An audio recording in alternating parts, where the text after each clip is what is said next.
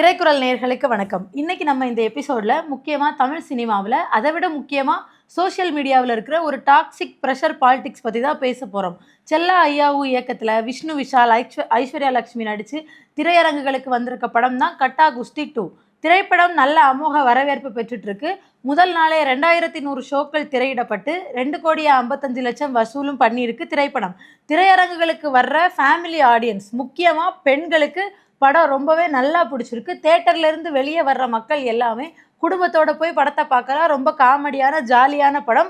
Even கட்டா குஸ்தி 1 விட கட்டா குஸ்தி 2 நல்லா இருக்குது அப்படின்னு சொல்லிட்டு இருக்காங்க.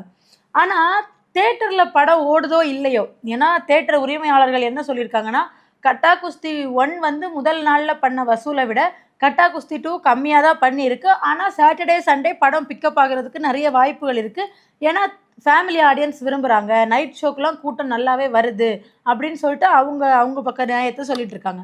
ஸோ தேட்டரில் அந்த திரைப்படம் என்ன லெவலில் இருக்கிறங்கிறத தாண்டி திரையரங்குகள் அந்த திரைப்படம் வந்தப்பவே சில பேருக்கு சோஷியல் மீடியாவில் வயிறறிய ஆரம்பிச்சிச்சு. வழக்கமாக ஏதாவது ஒரு நல்ல படம் வந்தால் யாருக்கு வயிறறியும்? அவங்களுக்கு தான். வயிற்றுச்சல்ல என்ன பண்ணுறதுன்னு தெரியாமல், இதோ ஸ்க்ரீனில் தெரியுதுல ஒரு கார்டு, இந்த மாதிரி ஒரு ஃபேக்கான நியூஸ் கார்டு ஒன்று அவங்களே க்ரியேட் பண்ணி விஜய் ஃபேன்ஸுக்கு விஷ்ணு விஷால் மேலே வன்மம் வரணும் அப்படிங்கிற ஒரு வேலையை பண்ணி விஷ்ணு விஷால் மேலே நெகட்டிவிட்டியை ஸ்ப்ரெட் பண்ணிட்டு இருக்காங்க. அப்படி என்ன அந்த நியூஸ் கார்டில் இருக்குன்னு நீங்கள் இப்போ பார்த்துருப்பீங்க. விஜய் அவர்கள் ஒரு குரங்கு பொம்மை மாதிரி, விஜய் அவர்களோட ரசிகர்கள் ஒரு சிந்திக்க திறன் இல்லாத ஒரு குழந்தைகள் மாதிரி அப்படிங்கிற மாதிரி விஷ்ணு விஷால் பேசியிருக்காருன்னு இவங்களே ஒரு நியூஸ் கார்டை கிரியேட் பண்ணி விஜய் ரசிகர்களுக்கு விஷ்ணு விஷால் மேலே வன்மத்தை உருவாக்கிட்டு இருக்காங்க. இந்த வன்மம் எங்கே போய் முடிஞ்சிருக்குன்னு பார்த்தீங்கன்னா, மக்கள்லாம் வெளியே வந்து படம் நல்லா இருக்குது, காமெடியாக இருக்குது, சூப்பராக இருக்குது, ஃபேமிலியாக உட்காந்து பார்க்கலாம். ஈவன் பொண்ணுங்களுக்கு ரொம்பவே பிடிச்சிருக்கு படத்தை. ஆனால் இதை ஒத்துக்க மனசு இருக்காதுல நம்ம வழிகாட்டி மாஃபியா, ரூட் மாஃபியா கும்பலுக்கு.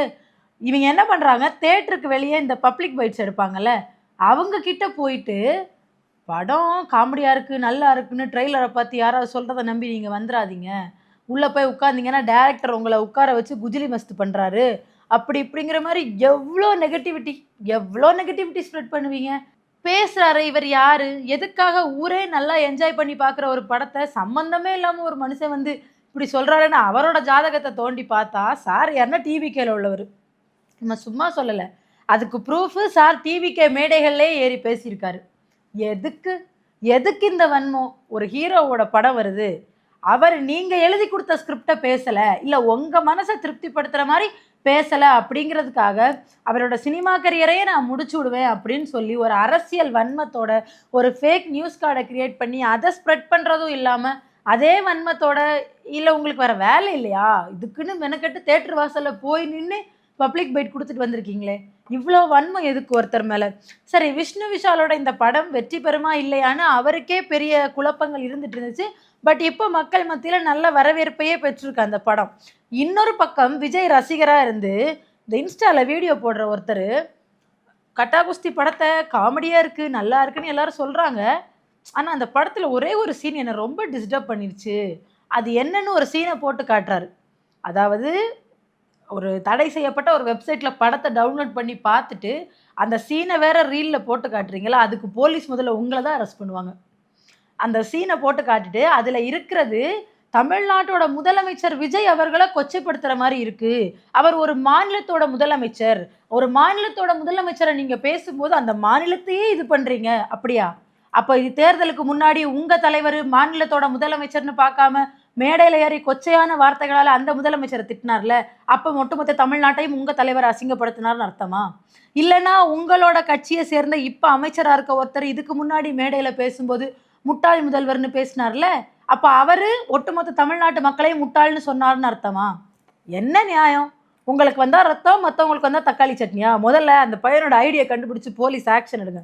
ஏன்னா தடை செய்யப்பட்ட வெப்சைட்டில் படத்தை பார்த்தது இல்லாமல் அது அவ்வளோ தைரியமாக ஸ்க்ரீனில் போட்டு காட்டுறாரு அவர். அந்த ரீலுக்கு நடுவில் அந்த வீடியோவை அட்டாச் பண்ணியிருக்காரு.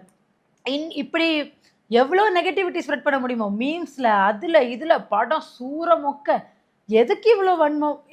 ஏற்கனவே இப்போ தான் சூப்பர் ஸ்டாரோட படங்களுக்கு வந்த அப்டேட்ஸை பார்த்துட்டு வயிறறிஞ்சு அதுக்கு நெகட்டிவிட்டி ஸ்ப்ரெட் பண்ணிட்டு இருந்தாங்க. இப்போ என்னடா, ஒருத்தன் வந்து நமக்கு பிடிக்காத ஒருத்தன், நம்ம எழுதி கொடுத்ததை பேச மாட்டேன்னு சொன்ன ஒருத்தன், இப்போ நமக்கு அந்த படம் நல்லா இருக்குன்னு எல்லாரும் சொல்கிறாங்கன்ற வைத்தறிச்சல் ஒரு பக்கம். பாவம் அந்த நடிகர் கம் அரசியல்வாதியோட ரசிகர்கள் ரொம்ப மனசு வெந்து வயித்தெரிச்சல்ல வயர்லாம் புண்ணா இருப்பாங்கன்னு நினைக்கிறேன். முதல்ல எதுக்கு இவங்க விஷ்ணு விஷால இப்படி டார்கெட் பண்றாங்கன்னு நம்ம தெரிஞ்சுக்கணும்ல. நம்ம இதுக்கு முன்னாடியே நம்ம சேனல்ல இத பத்தி ஒரு வீடியோ போட்டிருக்கோம். அது சேனல்ல இருக்கும், செக் பண்ணி பாருங்க. நான் இப்ப அத ஷார்ட்டா என்னன்னு சொல்லிடுறேன். விஷ்ணு விஷால் அவர்கள் ஒரு பேட்டி ஒண்ணு குடுக்குறாரு ஒரு யூடியூப் சேனலுக்கு. அந்த பேட்டியில அவர் என்ன சொல்றாருன்னா, பாருங்க சூப்பர் ஸ்டாரையே மைக்க புடிச்சு ஐ அம் நாட் அகைன்ஸ்ட் விஜய் அப்படின்னு சொல்ல வைக்கிறாங்க. ஒரு 4 நாள் நடக்கிற எதையும் கண்டுக்காம அவர் சும்மா இருந்தாலும், அவருக்கும் இவருக்கும் சண்டை அப்படிங்கிற மாரி ஏதாவது ஃபேக் நரேட்டிவ செட் பண்ணி, ஆளுங்கட்சியா இருக்காங்கல்ல, இப்போ பகச்சுக்க கூடாதுன்ற பிரஷர குடுத்து அவர பேச வைக்கிறாங்க. வி ஆர் இன் தட் எரா அப்படிங்கிற மாரி பேசினாரு. அதுக்கப்புறம் இவங்கள தெரியாதா இப்பவே பண்றாங்க. அப்ப என்னலாம் பண்ணியிருப்பாங்க. படத்த ஓட விட மாட்டோம். இல்ல எங்ககிட்ட என்ஓசி வாங்கலங்கிற மீம்ஸ்லாம் நான் பார்த்தேன். அந்த என்ஓசி வந்து நோ ஆஃபென்ஸ். ஏன்னா படத்தோட கதை எப்படி அது இவங்களுக்கெல்லாம் இஷ்டப்படுறதுக்கு வாய்ப்பில்ல. ஸோ வந்துட்டு எங்ககிட்ட என்ஓசி வாங்கல இந்த மாரிலாம் சொல்லிட்டு படத்த ஓட விட மாட்டோம். நெகட்டிவ் ஸ்ப்ரெட் பண்ணுவோம்னு அப்பவே த்ரெட்னிங் குடுத்ததுனால, மனுஷன் அடுத்து ஒரு இன்டர்வியூல பேசும்போது, நான் அப்படி மீன் பண்ணல. என்கிட்ட ஒரு கமெண்ட்ட காட்டுனாங்க.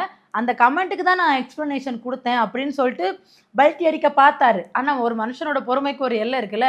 அதுக்கப்புறம் போற எல்லா இன்டர்வியூ, எல்லா பிரஸ் மீட், அவரோட படத்துக்கு ப்ரமோஷனுக்கு போற இன்டர்வியூஸ்ல கூட அந்த விஷயத்தையே திருப்பி திருப்பி பேசும்போது மனுஷன் காண்டாயிட்டாரு. அப்புறம் ஒரு இடத்துல பேசும்போது சூப்பர் ஸ்டார் அவர்கள சூப்பர் ஸ்டார் தலைவருங்கிறாரு. விஜய் அவர்கள்னு சொல்லும்போது, விஜய் அவர்கள சொல்லும்போது விஜய் சாருங்கிறாரு.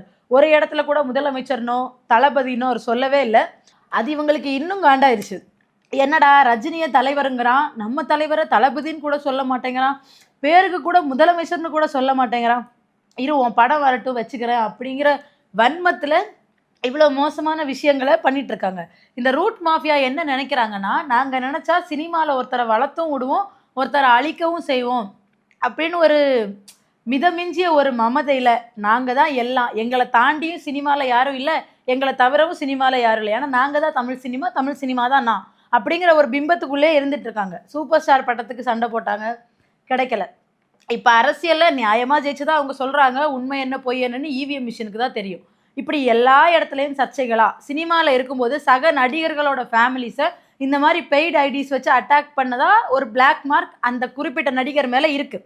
இந்த பக்கம் அரசியல்னு வந்துட்டாலும் எதிர்க்கட்சி தலைவர்களையோ, இல்ல எதிர்க்கட்சியினர்னு கேள்வி கேட்கிறவங்களோ, கட்சின்னு இல்ல யாரு எங்கள கேள்வி கேட்டாலும் அரெஸ்ட் பண்ணுவோம். அவங்க குடும்பத்த ஹராஸ் பண்ணுவோம், அபியூஸ் பண்ணுவோம். இந்த மாரி பண்ணிட்டு இருக்க இந்த பிளாக் மார்க்கும் இந்த குறிப்பிட்ட அரசியல்வாதி மேல இருக்கு. ஸோ எந்த துறையில போனாலும் அவருக்கான வேலைய, தன்னோட பிம்பத்த காப்பாத்திக்கிற வேலைய மட்டும் எப்பவும் கரெக்ட்டா பண்ணிட்டே இருக்காரு. ஒரு வார்த்தை கூட என் பேர வச்சு யாரையும் பர்சனல் அட்டாக் பண்ணாதீங்க. என் பேர வச்சு எந்த போட்டி நடிகரோட குடும்பத்தையும் இது பண்ணாதீங்க.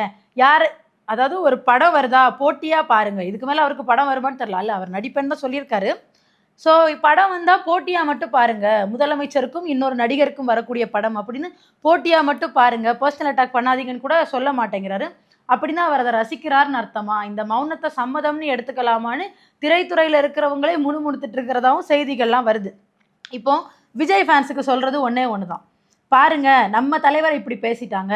இல்லன்னா பாருங்க நம்ம தலைவர் குரங்கு பொம்மை மாதிரியா, நம்மலாம் சிந்திக்க திறன் இல்லாத மக்களாம். நம்மள தற்குறிங்கிறாங்க. ஏற்கனவே இந்த வார்த்தைய சொன்னதுக்கும், மேடையில நின்னு அந்த கட்சியோட தலைவர் தேர்தலுக்கு முன்னாடி பண்ண பிரச்சாரங்கள்ல என்ன சொல்லிட்டு இருந்தாருன்னா, என்ன இல்ல பாருங்க உங்கள சொல்றாங்க.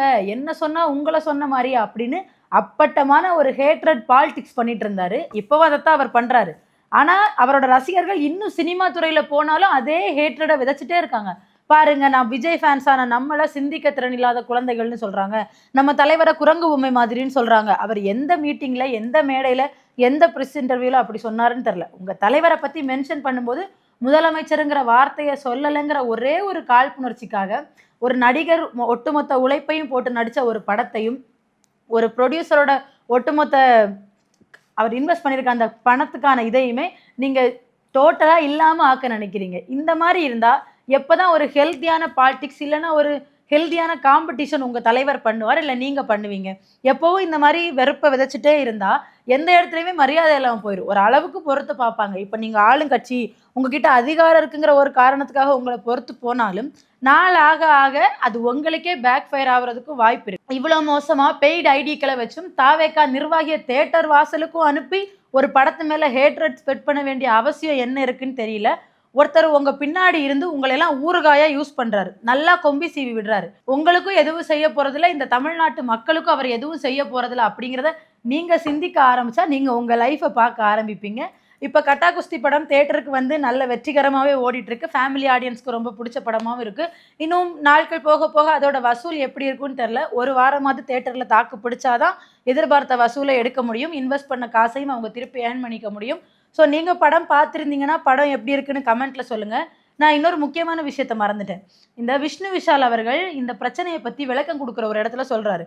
பாருங்க சோசியல் மீடியா இதை எப்படி எல்லாம் கொண்டு போகுது பாருங்க. நான் எல்லா இடத்துலயும் அதுக்கு விளக்கம் கொடுக்க வேண்டியிருக்கு அப்படி சொன்ன ஒரு வீடியோ ஒன்று யூடியூப்ல இருக்கு.